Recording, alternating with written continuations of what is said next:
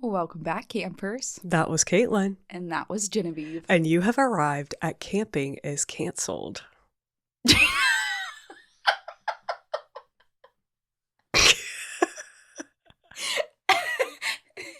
My brain's like, okay. Okay. Like, my brain literally, you said, welcome to Camping is Cancelled. And my brain went, period. I feel like I'm about to have a stroke because my anxiety is so high with the camera on us, but that is okay because we have something really fun today. It's a blind read today. It is a shorter blind read, so no part 2 or anything. Yeah, and like we've done before, and you guys have heard us talk about, these blind reads are strictly an article we've pulled up. We know nothing about the case. We just make sure that it's the right length and that the narrative style is something we kind of like fits with our vibe. And we can't get sued for reading it. Yes. And this is our at the beginning of everyone. Please don't sue us. I think Sam edits that out every time. Because once you speak it, then it's going to come into being. You're welcoming it. Yes, but this is a public article that was written by Anat Rubin and published on June 5th, 2025 by CalMatters.org. And the title of it is The Man Who Unsolved a Murder. Ooh. That's really You know how hard it was to not like skim this? Oh, like, every time as I scroll down through a blind read article to check for the length, and sometimes it'll tell you at the top, like, the read time. Yeah. And it did for the last one with Silk Road, and it ended up taking us, like, doubly the amount to get through it, because we were talking, of course. Yeah. But this one is not that long, but it does look very interesting. I mean... That's a very attention-grabbing title. The Man Who Unsolved a Murder. What does that even mean? Like, Shall we get into it? It gives Nancy Drew, and I love that. It does. Or like an Agatha Christie title. So yeah, let's just hop right into it. Lights out, campers. Oh man, the mountains call my number one. I'm just a life-size lottery ticket in the hand of the one. Okay, on August 28th, that's a birthday. That's my kid's birthday. I was going to say, wait, whose birthday is that? I'm over here like, that's your birthday. That's literally my kid's birthday. Hey! But in 1976, so way before I was conceived, so therefore way before he was conceived. Indeed. Sometime between 7:30 and 8 p.m., a 6-year-old boy named Willie Cook disappeared from the bed of his father's pickup in Happy Camp. We did not plan this. I also didn't know as a kid that might be the victim. So. Oh, God. A secluded logging community in Northern California's Klamath National Forest. I hope I pronounced Klamath. That sounds right to me. Klamath. I think that's right. Willie's father, Bill Cook, had been working on his lawnmower at a repair shop in the center of town. When he was done, he told Willie to wait in the truck with the family dog while he ducked into the bar across the street. It's 76. More common. Yeah, 6 is practically working age at that point. I mean, like, just wait in the truck. It's, Also, I think about my 6-year-old, and there have been plenty of times where I have been like, sit in here while I go drop this in the post office box. The other day when I went to the gas station to get you a drink, I was like, okay, stay in the car. Like, and granted, they're locked in like their car seats, and I parked right in front, and I went in real quick. And now we have remote, so we can like leave the air conditioning running and all that stuff. Yeah. So, I mean, I get it. I'm not like condoning it. No. And I'm not really happy with myself for doing it, but like, I'm not gonna shit talk Bill right now. You think it's gonna be fine. Yeah. So he was gone less than 20 minutes. The sun had set behind the mountains, but there was still light in the sky. Cook searched the area on foot, then drove in the direction of the family home. After he circled the town a couple more times, he called law enforcement to report that his son was missing. He gave the local deputy a description. Willie was 42 inches tall and weighed 45 pounds. He was wearing a black baseball jersey, jeans, and white tennis shoes. His right eye was blue, and his left eye was a mix of blue and brown. He was, Cook said, a very good boy and had never wandered off in the past. By midnight, 150 people were searching for Willie, combing the dense woods surrounding the town. But Cook did not believe his son was lost in the forest. From the moment he had walked out of that bar, he was certain that someone had taken him. I felt it, he said. I felt it all over. Willie's body was discovered 6 months later in a small cardboard barrel at a campground along Klamath River, more than 50 miles from Happy Camp. The Siskiyou County Sheriff's Office launched a murder investigation, but never solved the case. 50 miles. That's way too far for a kid to walk. Oh, 100%. Yeah, he was picked up for sure. After 32 years, sheriff's deputies got their first big break when a man came forward to say he had witnessed the kidnapping. Steve Marshall was only 10 years old in 1976, but his memory of that August day was vivid. He was sitting alone in his mother's blue station wagon, parked outside the Headway Market, within view of the repair shop and the old bar. He was eating a vanilla ice cream cone. His brother was inside the market with their mother. They would be having spaghetti for dinner that night, his favorite. Marshall seemed to remember what happened next as though it were unfolding in slow motion. The sound of a logging truck as it roared past, Willie's Labrador wagging his tail, and a young man in blue jeans and a vest, his long hair in 2 braids, standing on the opposite side of the street, staring at the boy and his dog. Marshall recognized him. His name was Gregory Nelson, and Marshall said he had a clear view of him as he crossed the street, grabbed Willie, shoved him in a VW bus, and drove off, disappearing down the 1-lane highway that cut through town. Marshall had tried to tell his mother what he'd seen, but she'd brushed him off. Marshall's mother, R.I.P. now, I'm assuming you're dead. Not cool.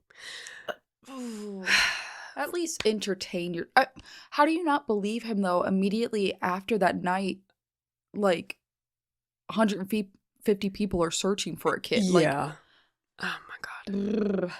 I'm sorry, if my kid says I saw a man snatch another kid out of a truck and throw him in a van, that's 4-alarm fire time. I mean, you don't just be like, nah, you didn't see that. But like 6, again, you have a 6-year-old and he can distinguish like something bad versus like, oh, 1,000%. Like my 3-year-old, a zombie. And this kid was even older. This said he was 10. Yeah, 10. So he really should be listened to. For the next few decades, he mostly kept it to himself, but the memory, he said, had haunted him. The Siskiyou sheriff arrested Nelson, then 51, and brought him in for questioning. He had a couple grams of methamphetamine and several syringes in his pocket. After 2 days of interrogation, he confessed. The following day, the sheriff told a local reporter that a cold case is like a puzzle. After 32 years, we're finally getting the pieces put together. Nelson was charged with kidnapping and murder. Siskiyou's chief public defender, Lyle Kaitlyn, thought there was little chance of overcoming a signed confession and an eyewitness account. Then the prosecutors turned over the recordings of Nelson's interrogation. When Kaitlyn watched the footage, she said, "My eyeballs fell out of my head." She realized she needed to test the claims against her client, but she couldn't do it on her own. "I'm an expert on the law," Kaitlyn said. "I am not an expert on getting the facts." She needed an investigator. The prosecutors were working closely with detectives at the sheriff's office, issuing warrants and building a case. They also employed their own team of 5 investigators. And that year, Siskiyou County's public defender didn't have a single defense investigator on staff. That's not very good. I'm already like, my brain is like, trying to connect what the dots. hell? Yeah. Lawyers have a constitutional obligation to investigate every case, but at CalMatters, investigation found that poor people accused of crimes, who account for at least 80% of criminal defendants, are routinely convicted in California without anyone investigating the charges against them. Wow. And CalMatters is the website that we're reading this from. Yes. So this is from their tidbit. Yes.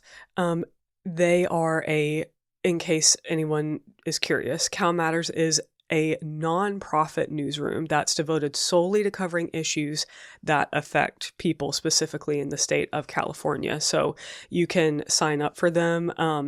They put out a flyer called What Matters, where they talk about the latest news and commentary on issues. So yes, thank you, CalMatters. 80%. 80%. Oof. It's hard to believe, but also not. Yeah, it's not shocking. No, just because of the world we live in, where we're so inundated with true crime, everything all the time. Mm-hmm. Just as people who have a armchair detective's understanding of the law and crime cases, that's not surprising in the least. Because when you are living below the poverty Mm-hmm. line, you don't have access to resources. And it's almost like, you know how we've talked about when, this is a term that crime podcasters use a lot, but when someone who is considered like less valuable Mm-hmm. is murdered, whether Mm-hmm. that may be a sex worker or someone who's living below the poverty line, a person of color, they're considered less dead because Yeah. their death isn't important. Well, in this case, you could say this person is considered more guilty because they have Yeah. nothing to like push back with. And so they're just kind of like stuck in this Oof. system. So I mean, it continues to say that close to half of California's 58 counties do not employ any full-time public defense investigators. oh, Among the remaining counties, defendants' access to investigators fluctuates widely, but it's almost always inadequate. The cost of this failure is steep for individual defendants and for the integrity of California's criminal justice system. Of the 10 California counties with the highest prison incarceration rates, 8 have no defense investigators on staff, according to an analysis of staffing and prison data. I just gotta let that sink in again. Of the 10 California counties with the highest prison incarceration rates, 8 have no defense investigators on staff. That's insane. Wow. Oof. So, the lack of investigators affects counties throughout the state, from poor rural areas like Siskiyou to the state's largest and most well-funded public defense offices. Los Angeles employed just 1 investigator for every 10 public defenders. Oh my God. One of the state's worst ratios, according to the most recent data from the California Department of Justice. Only 7 California counties met the widely accepted minimum standard of 1 investigator for every 3 attorneys. And you know that they're not able to do their job properly because they're just buried immediately. It's like... Well, and then it's like, even when there is beyond reasonable doubt, like somebody is guilty, yeah. it still like diminishes that. Because it's like how many people have you incarcerated who weren't guilty? So like it's just the weight of that sentence kind of gets lessened when just everybody's getting thrown in prison for life. I don't know. I completely get what you're saying. The situation is most alarming in the 25 California counties that don't have dedicated public defender offices and pay private attorneys to represent indigent people in criminal court. Most of these attorneys receive a flat fee for their services, and the cost of an investigator would eat away at their profits. Some counties allow contracted attorneys to ask the court for additional funds for investigations, but the court records show the attorneys rarely make those requests. In King County, which has one of the highest prison incarceration rates in California, contracted attorneys asked the court for permission to hire an investigator in 7% of criminal cases from 2018 to 2022. That's very low. That's very low. In Lake County, attorneys made those requests in just 2% of criminal cases over a 3-year period. To earn a living from meager county contracts, research shows private attorneys and firms must persuade defendants to accept plea deals as quickly as possible. An investigation is an expensive delay. So the whole point is literally just funnel them into the prison system. Just funnel up, get them in there. Get them to accept the plea deal, get them in there. It's just a numbers game. It's really just how many people. That's so messy. Yeah. That's so messy. Just a few more things before we jump back into the case. Defense investigators interview witnesses, visit crime scenes, review police reports, and retrieve video surveillance footage that might prove the defendant was on the other side of town when a crime was committed, or that an assault was an act of self-defense. They do work that most lawyers are not trained to do. Without them, police and prosecutorial misconduct, among the most common causes of wrongful convictions, remain unchecked, significantly increasing the likelihood that people will go to prison for crimes they did not commit. Oh my God. Law is important, but the facts are what influences the law, said Adita Ghul, executive director of the Sixth Amendment Center, a national nonprofit focused on improving indigent defense. Quote, "The heart of a case is what happened." In 2008, Kaitlyn and her 4 staff attorneys were left to sleuth most cases on their own, and they worried about what they might be missing.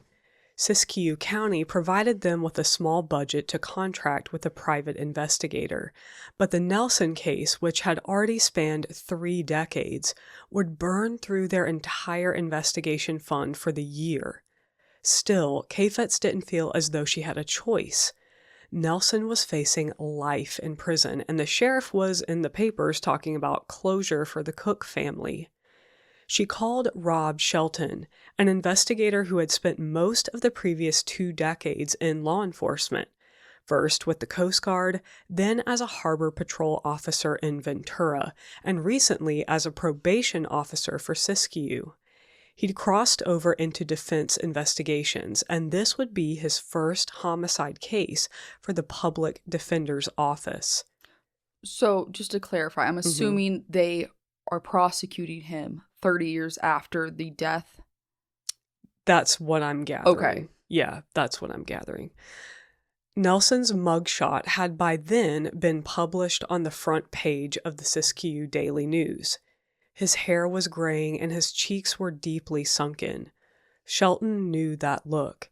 He had seen it on the probationers he had monitored, people whose hard lives were etched into their faces. He had come to view their struggles with the law as a symptom of their poverty and addiction. But he also believed Nelson was guilty. It was hard for him to imagine that the sheriff would pursue a case without concrete evidence, and even harder to believe that the district attorney would push it toward trial. Kaitlyn handed Shelton the record she'd gotten from the prosecutors, and he spent those first few weeks combing through old police reports. As he made his way through the documents, he found black and white copies of photographs the sheriff's deputies had taken as they searched Happy Camp in the days after Willie's disappearance. The chainsaw repair shop where the truck had been parked, the old bar across the street, and a building that looked as though it had recently burned down. It was familiar to Shelton, though he couldn't initially place it. Then one day, while he was staring at the photo, it clicked. It was the Headway Market, where Marshall said his mother had been shopping when he witnessed the kidnapping. There was no store, Shelton said. There was just ruins. Shelton walked down the streets to the Siskiyou County Assessor's office to pull records on the property. The market, he learned, had burned down a few months before Willie Cook was taken. What? The human memory pisses me off. Oh, Lord. Okay, wait. So this kid said he was in the car while his mom was shopping at the Headway Market, and he witnessed the kidnapping. He was sitting in his blue Volkswagen or whatever, eating his ice cream. When he saw the other kid get snatched. And he remembers a logging truck coming down the road. He remembers seeing Willie, the dog tail wagging, and then Willie walking over, snatching him, getting in his VW, riding down the street. But... Wait, Willie's the boy who disappeared. Yeah, Willie, sorry, but Marshall's the one that saw all that. He's the one recounting this. Yeah, so he's saying... I know I was there. So he's saying he saw the man walk over and take Willie and put him in the VW. And he remembers it because his mom was in the store shopping for ingredients for the spaghetti, and that's his favorite meal. But that wasn't there. But that didn't happen because the market literally wasn't there. What? We gotta keep reading. We gotta keep reading. We gotta keep going. I'm skipping all that jargon. Okay. Shelton was in his early 40s when he got the Nelson case. He had been living in Siskiyou for years, but he hadn't shed his Southern California accent. He was soft-spoken, smiled often, and had the easy mannerisms of someone who had spent a lot of time at the beach. Yeah, dude. I'm so sorry. Just Baywatch. Just people on Baywatch. It didn't take him long for him to build a rapport with Nelson, and he visited him frequently at the Siskiyou County Jail. Nelson told him he had no memory of the events that Marshall had recounted for the deputies. Those claims of innocence had sounded hollow to Shelton, but the picture of the burned market changed his thinking about the case. Now he wondered whether anything Marshall said was true. Detectives with the Siskiyou Sheriff's Office had interviewed Marshall several times in October 2008, a month before they arrested Nelson. Kait requested those recordings, and she and Shelton listened to the tapes. In the first interview, Marshall initially hedged his words. When a detective asked whether he saw Willie, who was Marshall's cousin, on the day he was taken, he said that it, quote, seemed like he did. It seemed like he saw him? Huh. Then he said he had watched Nelson grabbed Willie and put him in the van, where another man was crouching in the passenger seat. You saw that, the detective said. That was with my own eyes I saw that, Marshall said. Minutes later, in a second accounting, Marshall added an accomplice. The woman, who would later become Nelson's wife, slid the van door open and jumped inside before they drove off. 3 days later, an additional woman appeared in the story, the wife's sister, and the man in the passenger seat was gone. Here's something that just crossed my mind. If that was his cousin, wouldn't his mom be even less likely to dismiss? Like, hey, I just saw my cousin get abducted. Like, no, you didn't. Yeah. That also doesn't quite make sense to me, that his mom just completely brushed it off. Yeah. I mean, maybe she's an asshole. We don't know. But maybe he, cried wolf one too many times. That's very possible. But all of this is like... But... It was remarkable to Shelton that the detectives didn't challenge Marshall on these discrepancies. Each time he told the story, he added details. The ice cream flavor, the face his brother made at him when he walked into the market. When a detective asked whether Marshall had said anything to his mother when she came back, he replied that he had tried, but that his brother was teasing him. That's why I just threw it aside, he said, because my brother, he made me mad. Marshall eventually told his mother what had happened, he said, but neither of them mentioned it to Cook when they joined the search party later that night. You guys, this picture of Willie, we're going to show you a picture of him right here, because he looks like the Karate Kid, like a young version of him. He absolutely does. Oh my God. Those little eyes, his little nose. Precious baby. And then like in the clipping, and you guys will see, but it says Willie Cook, ... thought kidnapped. Oh my gosh. So terrifying. And they didn't even spell it right. Thought kidnapped with one P. Kidnaped. Maybe that's just how they spelled it in the olden days. Kidnaped. No. Kidnapped. Incorrect. Maybe it's just their accent.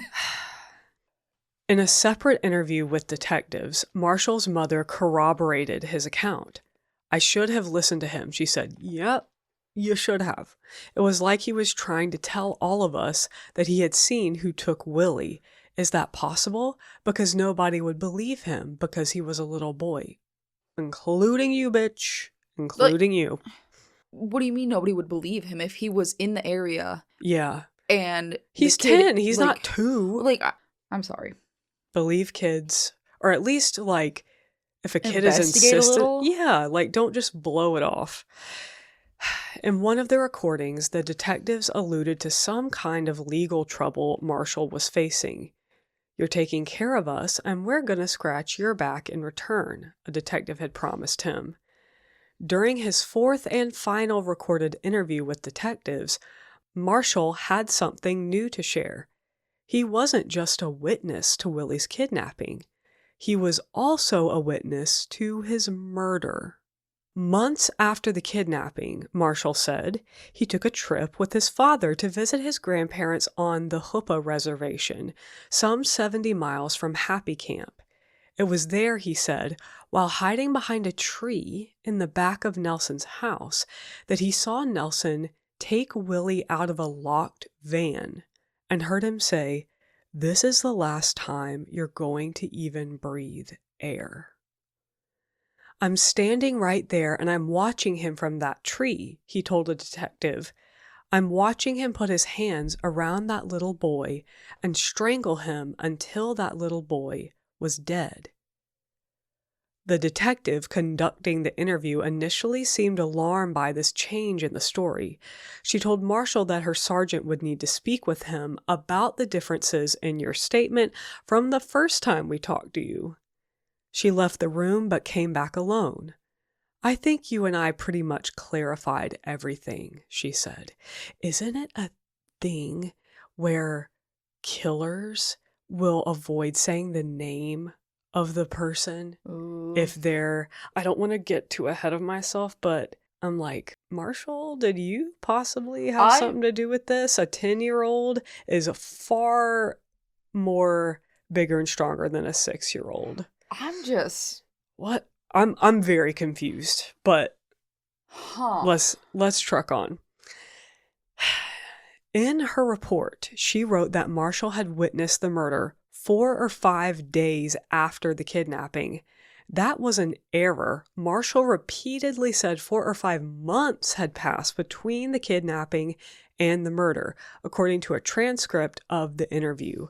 But that error would find its way into Nelson's confession. That's also, like, next to unheard of. Like, people don't kidnap little kids and keep them months statistically. Like, that's just a statistical reality. Not to say it doesn't happen, but...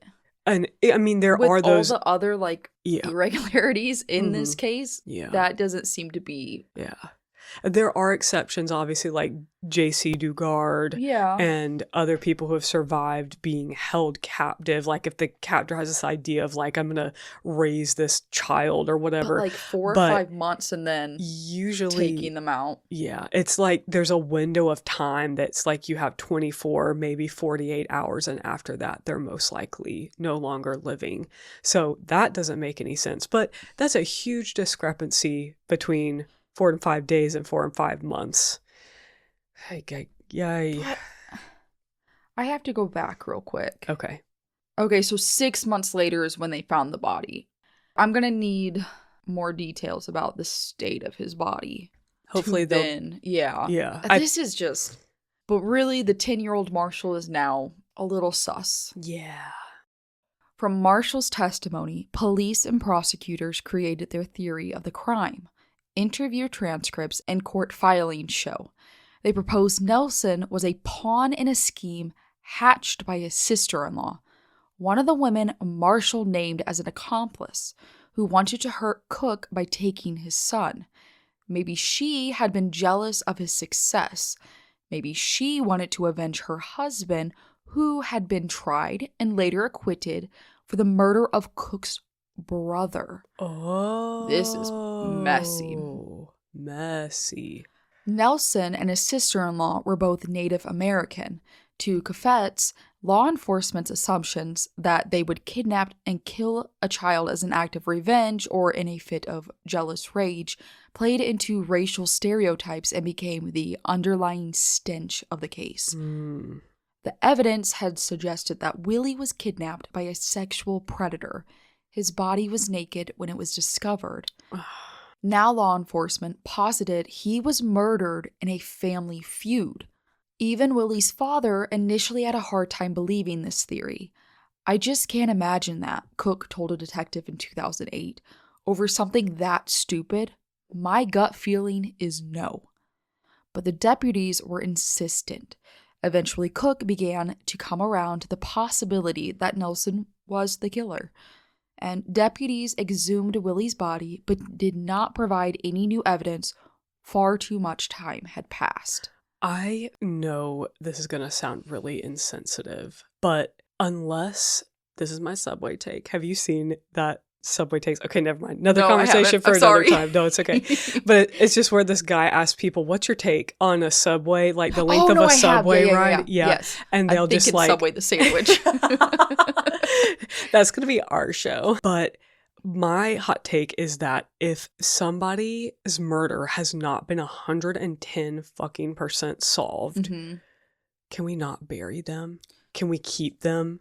I sound so insensitive saying that because I know people want to be able to lay their family member to rest or whatever, but can there be a way where we respectfully give them like a resting place but preserve their body such that maybe further testing could be done if it needed to? I don't know if I sound crazy. No, because even in that same stroke, like, don't cremate a fucking body until the case is 110% solved. Yeah, like if there's any question whatsoever, or at the I don't know. Yeah, I feel like I agree with you. I feel like there's a way to go about it appropriately and respectfully, but like there just needs to be something to preserve. And I understand too that could be very expensive. Like that just might not be a viable possibility, but at the very least we should have enough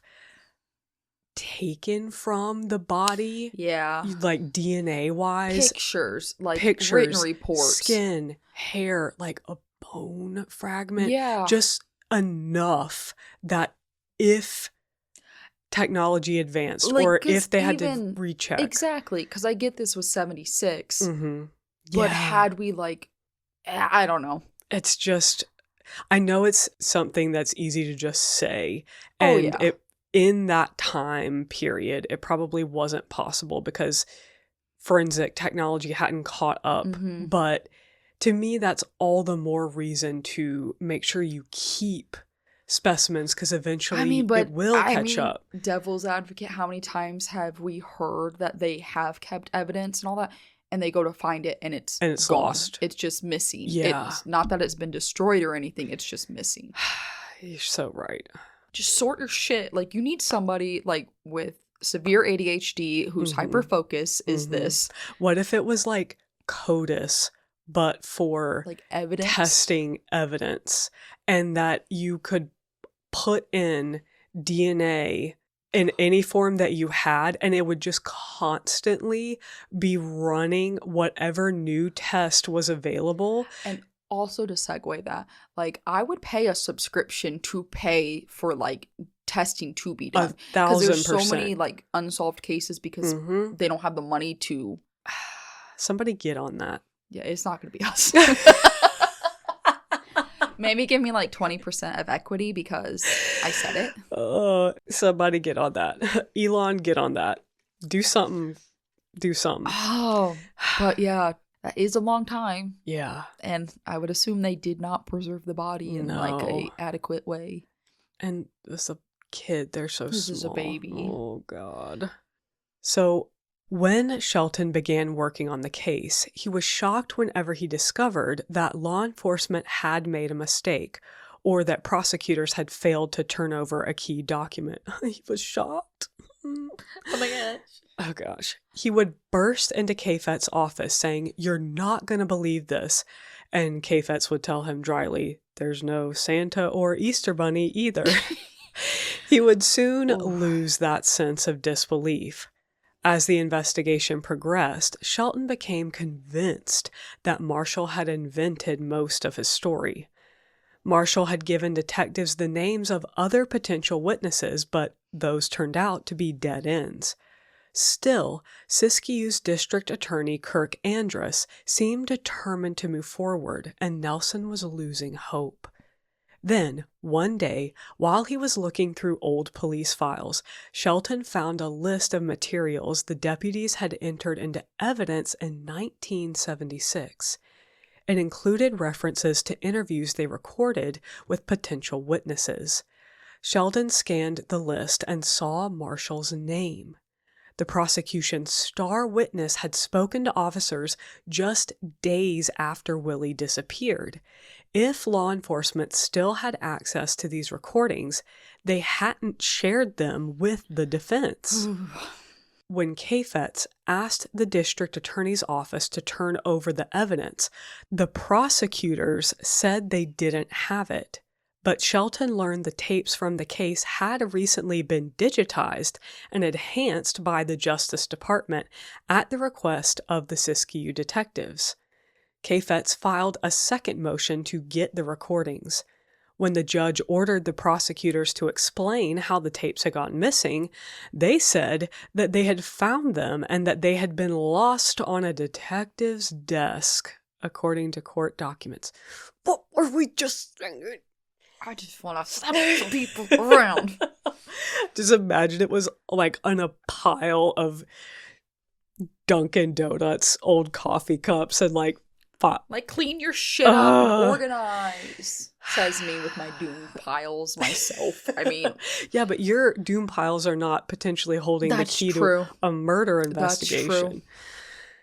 Soon, Kait and Shelton were listening to Marshall, 10 years old, answering questions about the evening Willie disappeared. There was no ice cream. Marshall's brother was not in the car, but his older sister was. Their mom didn't go to the grocery store, but she did stop at a liquor store to buy a TV guide. When they drove through the center of town, Marshall waved to Willie, who was sitting in his dad's truck. I said, "Hi, Willie," and he said, "Hi," back. And I said, "Where's your dad?" And he said, "He's in the bar." When they drove by again, Willie was gone. "Am I allowed to go now?" Marshall asked the detective. In a separate interview that same day, Marshall's mother corroborated her son's account. Nobody mentioned Nelson, and nobody said anything about witnessing a kidnapping. Sorry, Marshall's mom. Sorry for shit-talking you. But holy... What? That... Okay. Okay. Well, good thing they went back and found those tapes and went enhance. I love enhance. How much would your jaw be on the floor, though, after all that you'd been through, having to take down his story and head scratching, and then you find the original tapes and it's not even remotely close? God. But I'm also confused because it sounds like the mom later on was like, I didn't want to say anything because nobody would believe him. Oh, yeah, so it's like, that's right. I'm confused. Yeah, that like she corroborated his bullshit story. Like, so I don't know if they both just like their brains just misremembered and they kind of both had the same I don't know. Oh my gosh. Okay.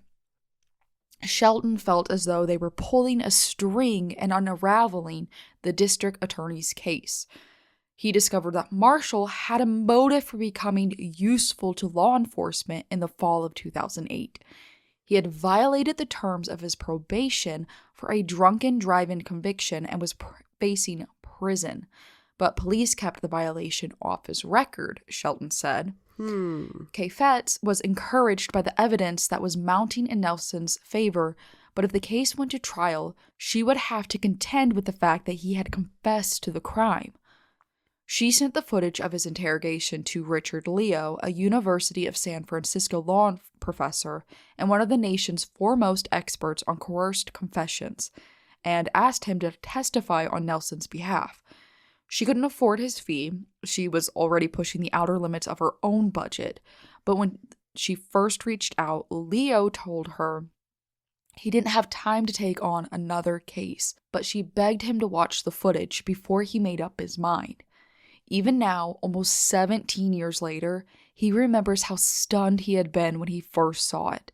Among the 2,400 cases he's consulted on, he said the Nelson case stands out as one of the most egregious examples of a coerced confession he has ever seen.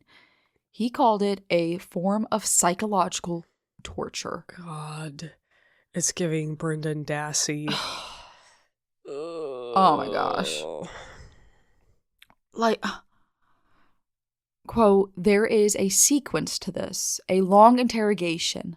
Lie to the suspect about evidence, attack the suspect's denials, cause him to doubt his memory, he said. Sometimes you see this person denying and admitting at the same time. I couldn't have done this. I have no memory. You're telling me I did this.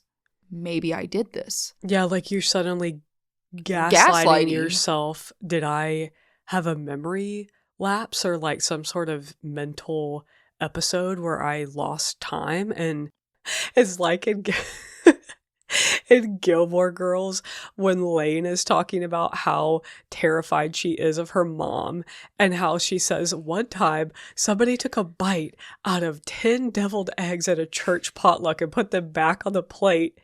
And I didn't do it, but my mom grilled me so hard about it that I convinced myself I did do it. Gosh. This is the same thing. Her mom was crazy. Her mom was crazy. But if you are in a situation, in that room, yeah, and you're being threatened with, the absolute worst being like death sentence would be the absolute worst, which people have been. But like looking at going to prison for the rest of your life, the shame that's brought on your family, just, I can't even imagine the pressure that you would feel, especially if you're somebody, and I'm not saying that this individual was, but somebody that maybe has a lower IQ, that does not have someone advocating for them, like a defender, a lawyer, someone who doesn't understand their rights. That's the other thing, is know your rights. Always, always, always know your rights. And if you don't, then you can be so easily backed into a corner like this. I mean, and also, Nelson is Native American, so like, just think of all the ways he's been beat down into thinking law enforcement isn't going to protect him no matter. Yeah, and like, what would they have said to him? They probably got him to a point where he just wanted it to stop. Yeah. So many interviews I've seen of cops doing that too, especially like younger, like kids almost, and they're just like, just stop. Like, or they tell them that if they give the right answer that they'll be out of there. It's also like what happened with the West Memphis case where the group of teenage boys was accused of murdering the younger boys, and it was exactly like this. Oh, what a mess. It gets me very fired up because I find it disgusting that a law enforcement officer is more concerned about being able to close the book on something than getting the actual like just truth. Another notch in their belt. Yeah. Like, it's like the injustice of justice is so infuriating. And, their own biases were coming into play because of racial tension. Once they decided that this person was guilty, they're not willing to look at the facts. And then also, like, I get why you're thinking he's guilty because, like, an adult now is telling you as a kid that he witnessed all this. But you didn't do a single fact check. Yeah. So yeah, the fucking grocery store he said he was set at was already burned to the ground. So there were recordings of his original investigation that completely contradict everything he's saying now. As a grown adult who is drunk driving and needs you to scratch his own back. Yeah. Oh my gosh. Leo said Nelson was subjected to almost every tactic known to lead to a false admission of guilt. He agreed to do the case for a reduced fee, a quote, bro deal, Kait called it, in exchange for permission to include it in a future book. That's a win-win. Mm-hmm. Just weeks before Nelson's trial was set to begin, the prosecution was still turning over discovery materials. Shelton began to make his way through the latest batch. Many of the documents were familiar, duplicates of reports and transcripts he had already reviewed, but he stumbled on a few photographs tucked into the file that he hadn't seen before. In the foreground of one of the pictures, leaning up against a trailer home, something caught his eye. A cardboard cylinder not quite 2 feet tall. It looked just like the barrel in which Willie's body had been found. Jesus Christ, man, that's it right there, he said to himself. It was in their hands. They had it all along. The trailer belonged to a man who had lived in Happy Camp in the 1970s. I'm sorry, Happy Camp. Every time I read it, it doesn't sound real. And whom everyone knew as Sonny. He washed trucks for a local logging company and lived on the owner's property. Cook told police he had been on that property with Willie the day of the kidnapping, which is probably why the deputies photographed the area. When Shelton went back to Happy Camp to learn more about Sonny, he discovered he had been arrested less than a year after Willie's body was found, when a 5-year-old boy told his parents that Sonny had sexually abused him. The boy's family had owned the logging company, and Sonny had been their employee. Prosecutors didn't file charges, and Sonny was released. Make it make sense, Jen. Please explain to me how that is possible. I don't understand. And please explain to me how it's possible that the dad did not go in, beat this man into like a centimeter of pulp. Ugh.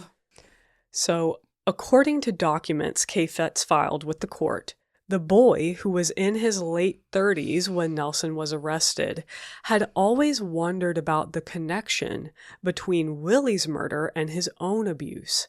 His grandmother once told him she believed the cardboard barrel had come from their family's property. She said it was a container for the detergent that Sonny had used to wash the trucks. But Jen, he was found naked. I mean, it's just like there's no ifs, ands, or buts about it. It is factual that child predators, they don't change. No. And no. you already have evidence of one, so why is like...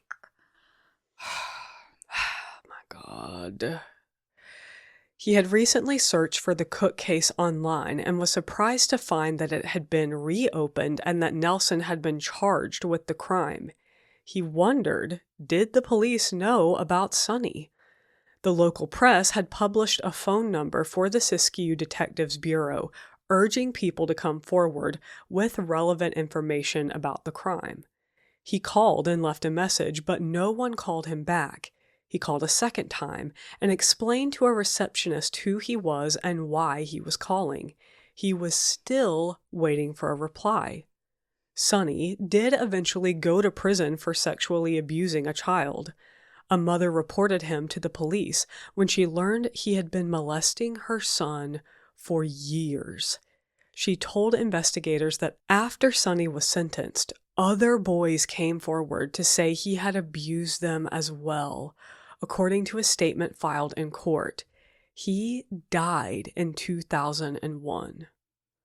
I hope it was butthole cancer. I'm sorry. Like my granddaddy has prostate cancer, so I can laugh at that. I can laugh at that now.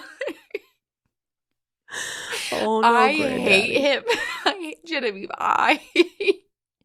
I purely want heaven and hell to be real. Just so for that this. these people can rot in hell for eternity. Amen.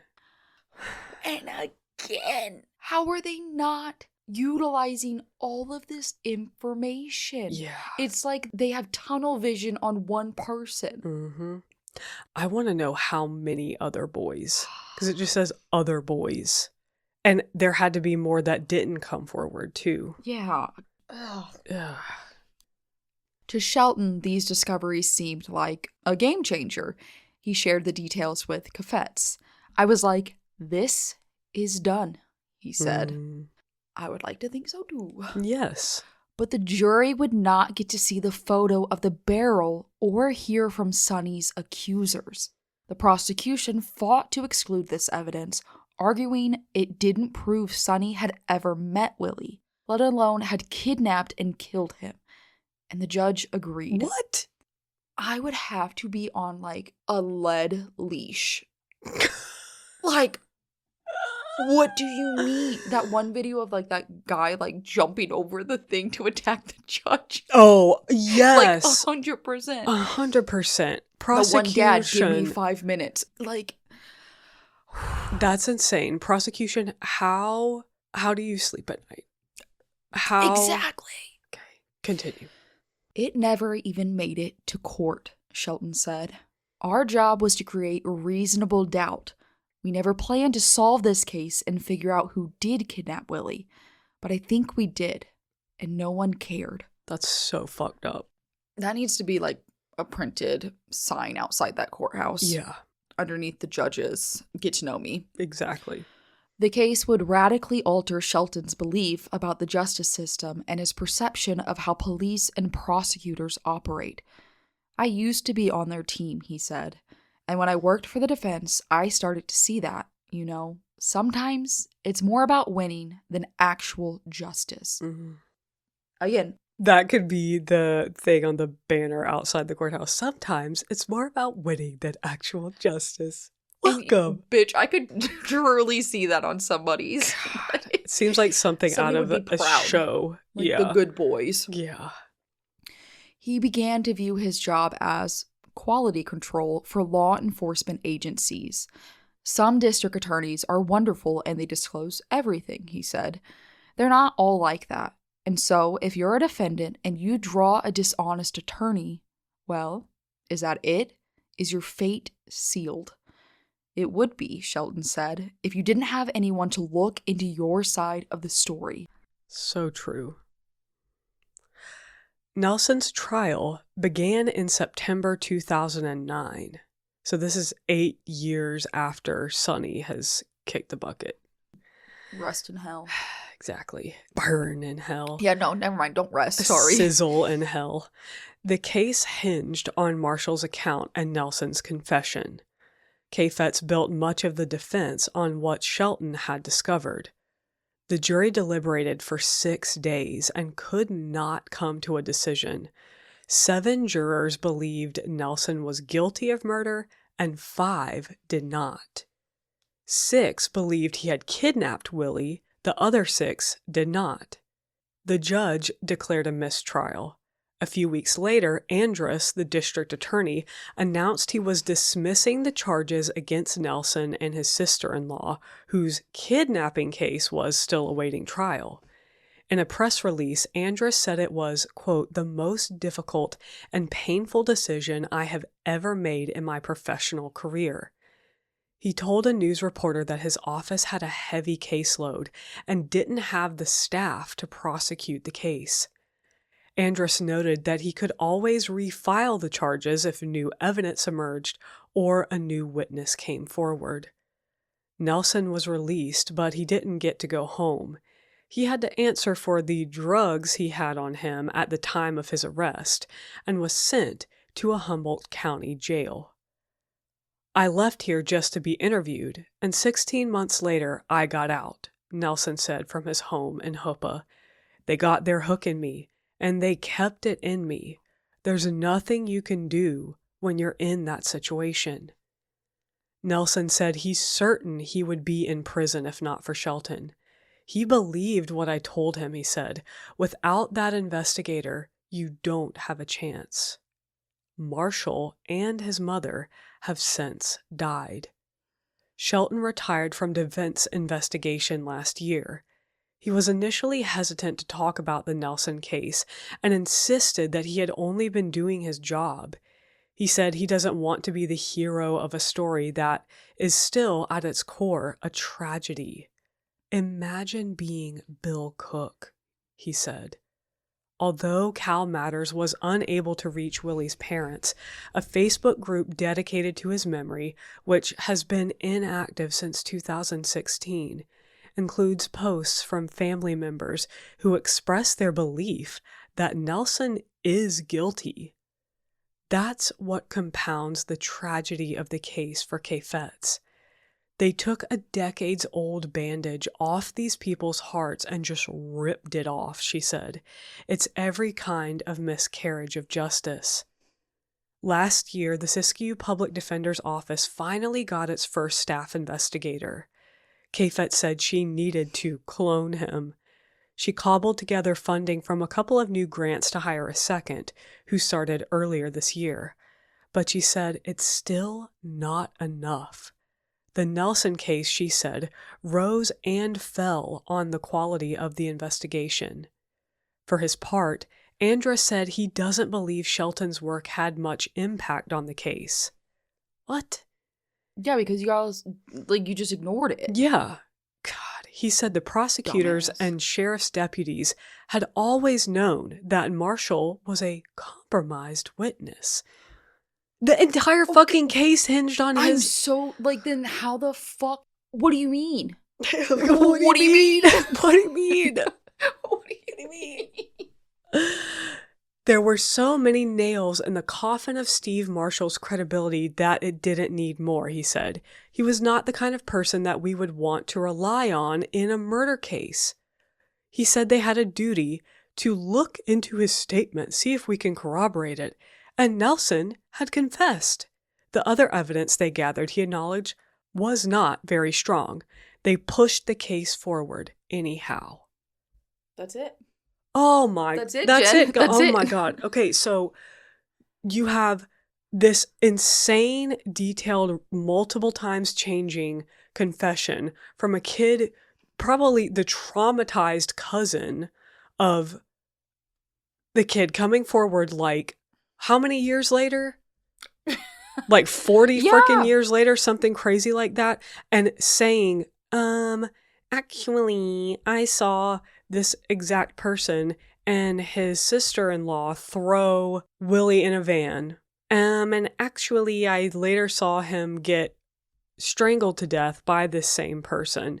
Then all this shit that we have just gone through in the story, and then they admit, the prosecution admits that Marshall is an insanely unreliable witness and that the case didn't have anything to do with his I get that stuff. Nelson admitted under extreme coercion. There is still so much unreasonable doubt. And then if you are also excluding Marshall's account and discrediting it, what evidence do you... And it's just, I get that it is their job as the lawyer attorney to support who they are supporting, their blah, blah, blah. client. But fuck you. Because yes, it goes down to, it's more about winning than justice. Yeah.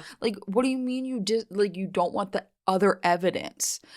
You don't want the picture of, and you don't want to have Sonny's accusers because there's no proof that Willie ever met Sonny. Where's the fucking proof, the actual evidence, proof that Nelson had met Willie? Yeah. You know what I mean? 1,000%. And you have somebody in the dang area, a local person who is an aggressive sexual offender of young boys.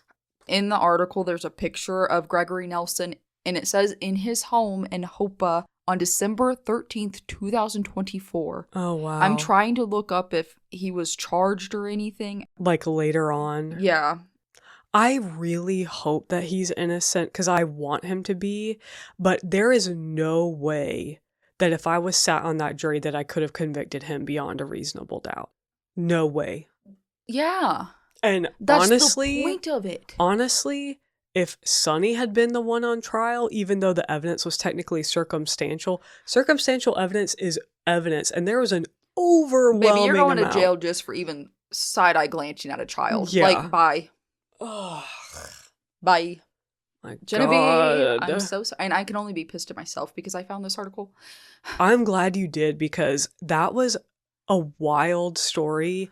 I'd never heard of it before, and it was very important to like Shine the light highlight on. what CalMatters is talking about here, which is that when you do not have representation for people, like good representation, this is exactly what happens. And the people who suffer are The victims. one, the victims, and his poor dad. Like oh my God. I don't like Marshall. No, Sorry. not at all. You're a little scumbag. I just want to go home. What's blowing up your skirt? I feel like The we need to weather. shift gears. Oh, yes. The weather. Hell yes. Y'all, it has been misery upon misery here in Southern Illinois. Just the rain, I know the every snow, place is getting like crazy weather, but we genuinely had like all day last week tornado warnings all day, and then woke up to snowing the next morning. Yeah. And then like my kid, I had to bust out his winter coat for school on Tuesday. On Thursday, he's in shorts and little sandals. And today it's It's like actually 80. hot outside. It's glorious. It's like annoying hot. Like, I'm kind of annoyed because there's no pools open. I would rather this, though. There's nothing that pisses me off more after this that we just read than an endless bleak winter. Just dark gray. After the holidays, no. Get me. I want my tanning lotion, my pool. I want to feel my scun sweltering when I go outside. Yeah, the weather, that was a good one. Yours? Mine is that after this, we're gonna go see a movie. Hail Mary. Kaitlyn, I I knew you didn't know literally it. just almost said Project Run Mary. I think it's Project Hail Mary. Like Project Runway. Runway. Oh my God. Make it work, girls. Work. Make it work. Oh, Project Hail Mary. I've been hearing a lot of good things about it. My husband listened to the audiobook. I've not read the book, but it's apparently a really good book. I will not be doing that. I will not be doing that. I can't say I'm a big sci-fi reader, but if like it's a movies. really I like visual arts of sci-fi. Yeah. Like reading it isn't really for. I like fantasy, but sci-fi. It has to be just a really good. I'll read anything if it's really well written. And if it's really well written sci-fi that's like beautiful, then I can get into it just like any other genre. But I'm not just gonna read it because I like, that it's sci-fi. Yeah. The way that I would like, it's fantasy smut, so I'm just gonna go on the journey, Or a chef memoir. I love a chef memoir.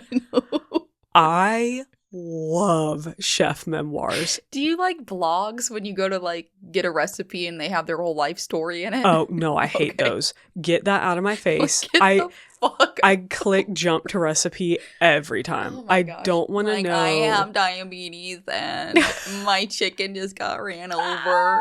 You're gonna need 4 cups of flour. The reason why I love chef memoirs is because kitchen people are crazy. Oh, they're see, and I know this. This is weird. Like this just shows how different we are. Like from watching Below Deck, it's like stewardess, like people who work on super yachts. Yeah. I know what you're talking about. And the chefs are always psychotic. Like that's how I got. Like I know chefs are like. And what I love about a chef memoir is there are those who are the like mean crazy wherever it's all like fuck this, you're all useless. You're an idiot sandwich. Yeah. Yeah, like Gordon Ramsay, the one we all know, even though he's not apparently like that at home with his family. But it's just this idea where people get so high stakes over something that really is so mundane. It's just food. It's just food, but that it becomes something that is so intense. And people like pushing themselves to the brink, and the battle over Michelin stars and James Beard Awards and all that stuff. I just find it fascinating. And did you watch the one movie with Anna Taylor? Oh, the horror movie? Yeah. No, I've not seen it. I've seen clips from it though. Like, I think you would like it. I think I would too. Yeah, I know exactly what you're talking about. But probably like, it would. gives that, like, that's a chef. 100%.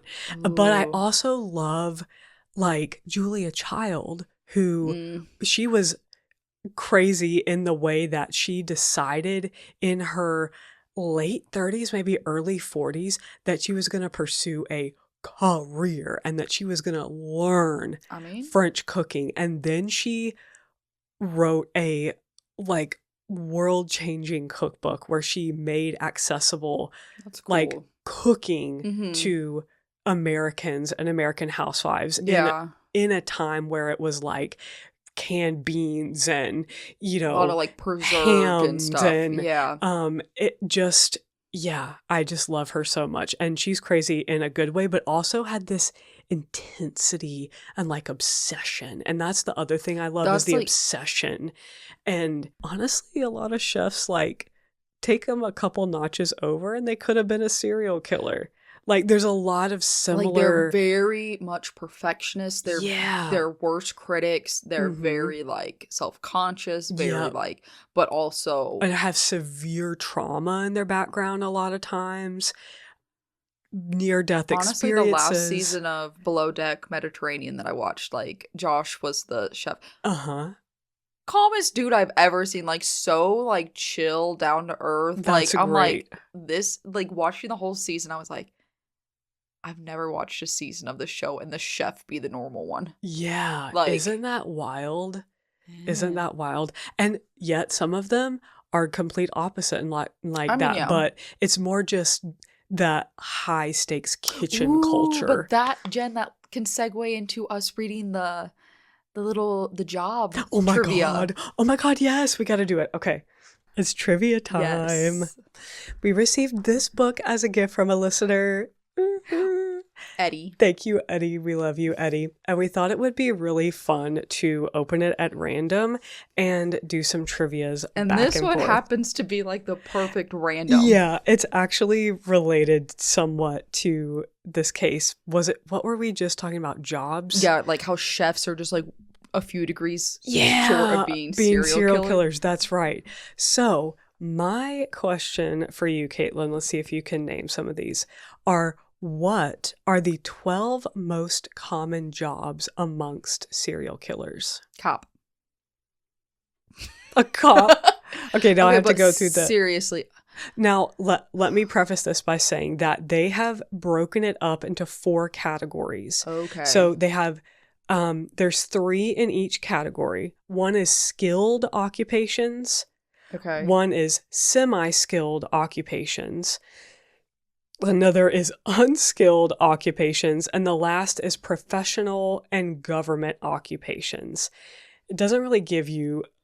That doesn't help very much, but just so you know. Semi-truck driver. Electrician. Oh, that is on here. Oh, I feel like I need a pen to like put a little tick by it. Okay, so, and these also are not just some random, AI put together bullshit. This man named Michael Arntfield, who is a criminologist and serial killer researcher, identified a core list of 12 professions that are most likely to attract serial killers. And he found this out by looking through the employment history of hundreds of incarcerated offenders and came up with the top 3 professions for each skill level that I just listed to you. Okay. So you just said truck driver as one. That is on there. Truck driver. That is one of the semi-skilled occupations. Okay. Electrician. Electrician is not on here. Okay. I don't know how far back, so like a door-to-door salesman. Ooh, that's a good one. Let's see. Salesman is not on here. But you know what? I will give you... So actually, I'm going to tell you one because this is really weird and I would never guess this one. A shoemaker or shoe repair person. Yeah, that's from like... Isn't that crazy? 1800s. Shoemaker or shoe repair person. Huh. See, I think of someone like... Maybe they have a foot fetish. What's like a programmer? Computer specialist? A plumber? Somebody who gets into your home? Which is why I thought like an electrician or something. Like a repair person. No, that is not on the list. They're weirdly specific. Like a group leader? Like church, whether it's church or ministries or... Sorry, I just hit the mic. Yes. Okay. A religious official. I won't forgive him. A religious official. That is under professional and government occupations. Oh, okay. Yep. So there's still two others. You may have said one of them already that I think maybe you were half joking, but it is one of them. It was at the very beginning. Cops. Yep. Yeah. Police/security official. Oh, I'm sorry. No, that was 100% like okay. cops. Yep. That was one. Doctors? I'll give you a hint.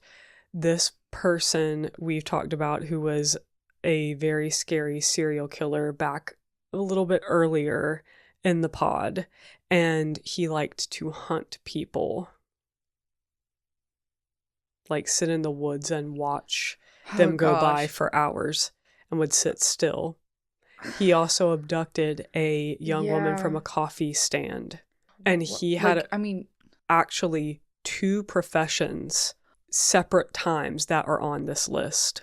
Was he not like a electrician, like a repair? Maybe I'm not thinking of the right word. So he had his own business and he worked with his hands outside. Like carpentry, like general labor. Okay. I'm like, okay. General laborer, such as a mover or landscaper. So he had a general labor, like a handyman business. Okay, I guess I'm like grouping handyman, umbrella terming that. Yep. Okay. Yep. But he had another job pre that. Wasn't he in the military? Mm-hmm. Okay. Military personnel. I guess I'm also grouping military with police. Yeah. So we got 5. With like anything with children, like I don't like, not teacher, but like. Actually, there's not any really child specific. Now, religious official, I feel like. Kinda. Catholic Church, we're looking at you. Oh. This one. I mean, like. Here's one amusement park manager.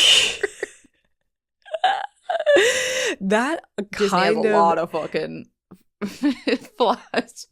Here's one under unskilled occupation.